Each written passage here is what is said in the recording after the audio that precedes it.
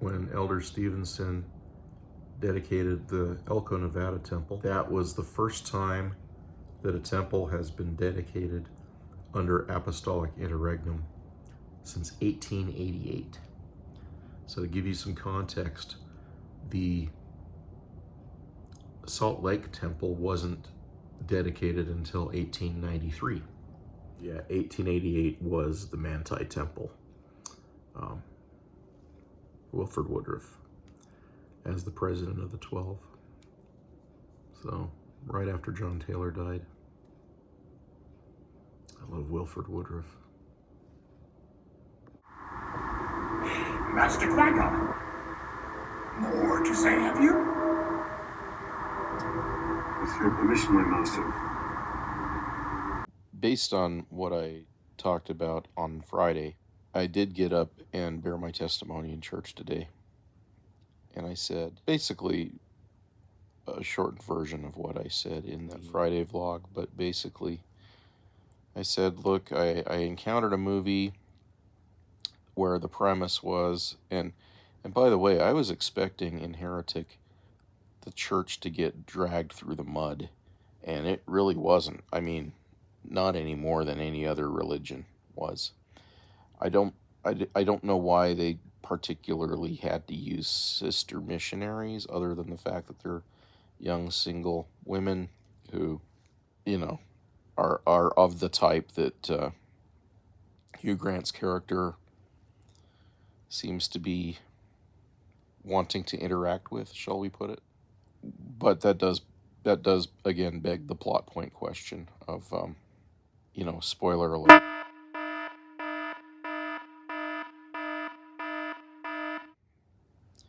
Where do the other women come from? Because they're not other sister missionaries. That just wouldn't work.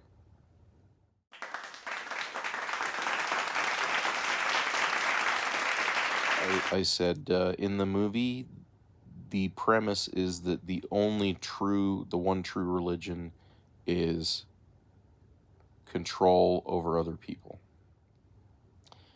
And I said that is not the case with the restored Church of Jesus Christ. The thing that differentiates us from every other religion is that we are a restored, revealed religion, direct from God to a prophet.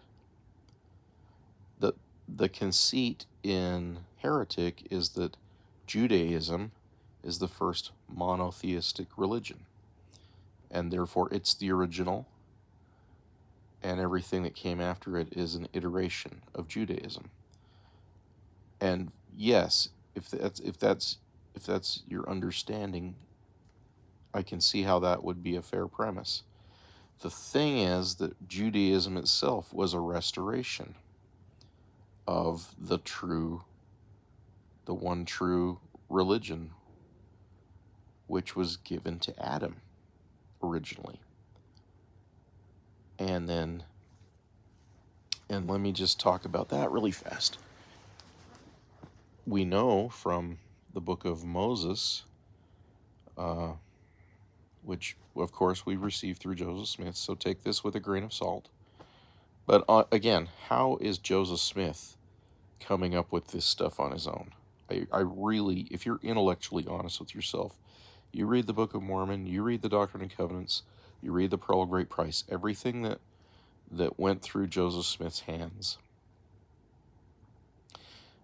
is either brought forth by the power of God through him as a prophet, or he came up with it on his own. And if you're intellectually honest with yourself, there's no way that a guy with a 6th grade formal education, at most, comes up with all this on his own. He might have studied all the different religions and picked and chosen the best parts of each and cobbled them together into something that kind of resembled the restored Church of Jesus Christ, but honestly, there's too much new plot and history there that he would have to have come up with out of his own brain. And that means that he would have to come up with stuff that makes more sense than centuries of fragmented Christianity and fragmented Judaism. So in the book of Moses, in the Pearl of Great Price, we learn that Adam and Eve were in themselves in a state of apostasy and certainly forgetfulness from the point that they were driven out of the garden. And we learn that they had at least become grandparents by the time Cain and Abel come onto the scene. The episode where Adam is making sacrifice at the altar, and the angel appears to Adam and says, "Why do you offer sacrifice?" And Adam says, "I know not, save the Lord commanded me." And then the angel says, "All right, well, because you're being," he basically says, "because you're being obedient and doing what the Lord commanded you to do, I will teach you why you're making sacrifice." And then he starts to teach Adam about why the Lord had him sacrificing animals on an altar to point to the coming of the Redeemer, to point to Christ. And that is the beginning of the gospel of Jesus Christ being revealed to Adam. Adam, at this point, like I said, is already at least a grandfather. There are many human beings at that point, and he begins to try to teach them what he's just had revealed to him. So he is the first prophet, and most of them are going to reject him. They're like, why are we just hearing about this now? Why don't you teach us about this, back when we were kids? And then he has Cain and Abel, and Cain and Abel are the first children that Adam and Eve have that are basically, let's say, well, not born under the covenant because they were married in the Garden of Eden. So technically, all of these children are born under the covenant, as it were. But at least the children, not necessarily the grandchildren. I mean, I get the sense that it is at least a couple of centuries from the time that Adam and Eve leave the garden until the angel reveals the gospel of Jesus Christ to them in its purity. Yeah, so anyway, Cain murders Abel, and so he becomes perdition. So he will be in charge of all the spirits that follow Satan. When they are resurrected, they will have power over Satan and his angels because they will have bodies. So they will have a dominion, but they won't have any glory. That'll be the sons of perdition and outer darkness. But they are basically people that have to have the fullness of the gospel to turn away from, in order to not just be a telestial being. So, moving on. Eventually, the gospel of Jesus Christ that is revealed to Adam splinters and fractures and falls into apostasy. And then Enoch, the gospel is restored through Enoch. And then the city of Zion is taken up into heaven, and everyone else left on the earth is in a state of apostasy. And then God floods the earth. And so the gospel is revealed to Noah. And so Noah teaches his children, and they teach their grandchildren, and on it goes. And then the world falls into apostasy again over several generations. And then it's either restored to Melchizedek, or it doesn't completely go into apostasy this time, and Melchizedek is the king of Salem, where present-day Jerusalem is thought to be. And Abraham pays tithes to Melchizedek. But when he returns to Salem, he finds that Melchizedek and Salem are gone. And it's almost as if they've been taken up into heaven like Zion, like Enoch's city before the flood. But there is a restoration through Abraham. And then between Abraham and Moses, there is an apostasy. And so when Moses rescues the children of Egypt, they are in apostasy. They don't actually have priesthood authority. They have no idea. They're enslaved. They don't even know fully the gospel of Jesus Christ. And that's restored through Moses, but they're not ready to live the fullness of the gospel. So they're given the preparatory gospel, the Mosaic law, and they're given a system of sacrifices and laws to prepare them for the higher ordinances. You remember that when Moses first came down from the mountain, he saw that they had fashioned the golden calf, and they were longing to return to Egypt, and so they wanted to have the golden calf before them, so that the Egyptians would welcome them back, because they figured that they would rather be slaves than, even after all the miracles that the Lord performed to deliver them from Egypt.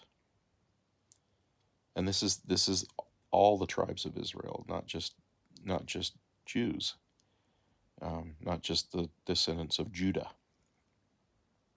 And then the whole Old Testament is just cycle after cycle of apostasy, followed by partial restoration, followed by apostasy, followed by partial restoration.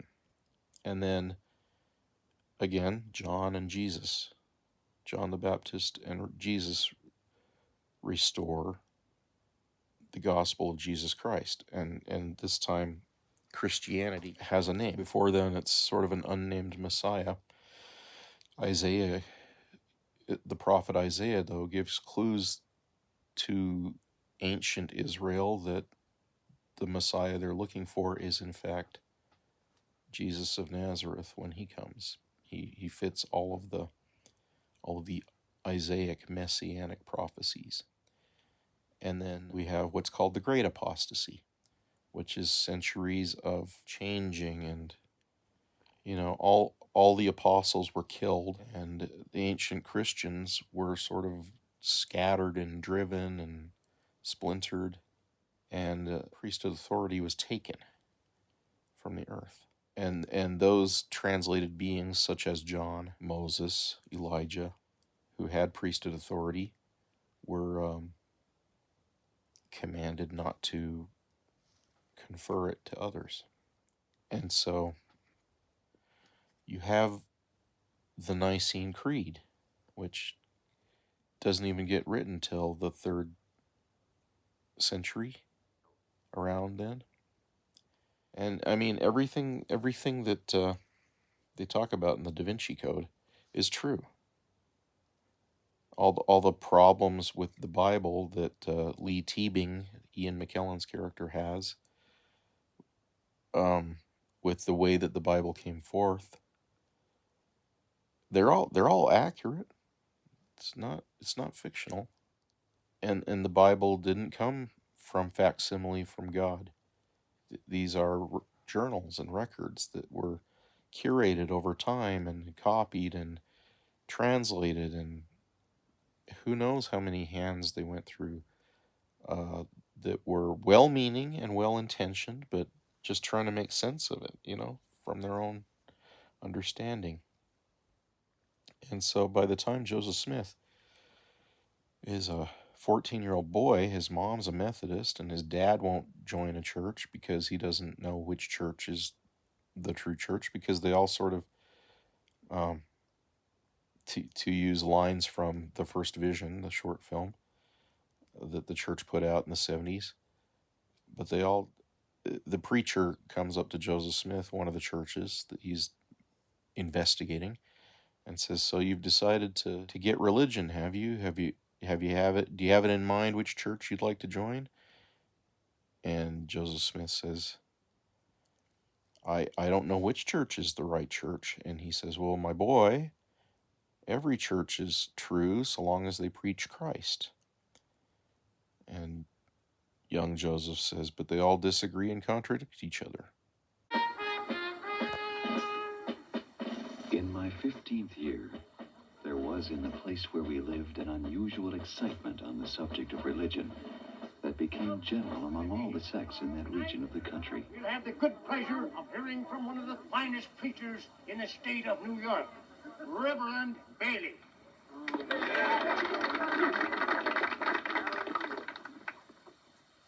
Without any fancy... Indeed, the whole district seemed affected by it, and great multitudes united themselves to the different religious parties, which created no small stir and division amongst the people, some crying low here, and others low there. Or we were damned. That's all there is to it. Saved or damned. Without faith, it is impossible to please God, for he is the rewarder of them that diligently seek him. We're saved by grace, not by works. But I don't believe one word he said. But it was straight from the Bible. He interpreted the Bible. The Bible is not a private interpretation. So you're interested in religion. Which church do you have in mind to join? I'm not sure. I'm not sure which is the true church. Young man, all churches are true, so long as they teach Christ. But they disagree and contradict each other. I mean, how are you going to have all those disagreements in Christianity if it's all supposed to be one church? So, there was an apostasy. There was a Reformation, Protestant Reformation. We finally got the printing press. We got the Bible translated into English and German, so that the common man and woman could actually read the Holy Scriptures and not just have them read to them. And literacy went up once the Bible was published. And that's why people learned to read, so they could read the Scriptures. That's why literacy was high in Judaism, because they wanted to be able to discuss the Scriptures and the commentaries, the rabbinic commentaries on the Scriptures, Torah and Talmud. So by the time the Lord reveals to Joseph Smith, restores the gospel of Jesus Christ one last time, well, part of that restoration was the coming forth of the Book of Mormon, which was another testament of Jesus Christ.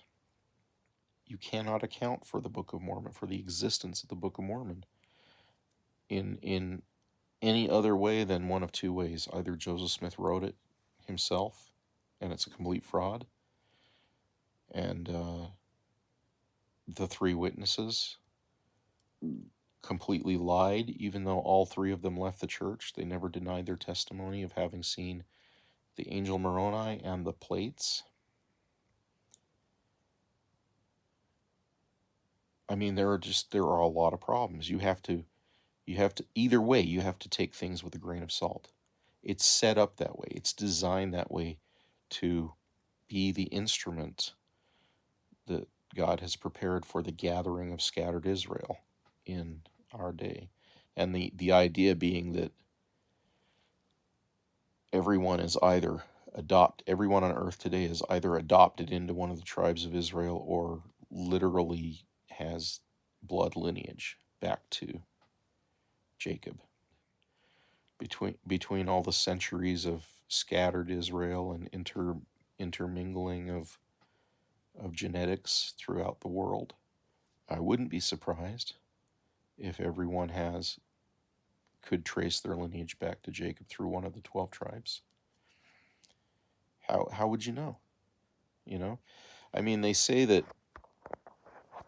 everyone alive today obviously is a descendant of Noah through Ham, Shem, or Japheth.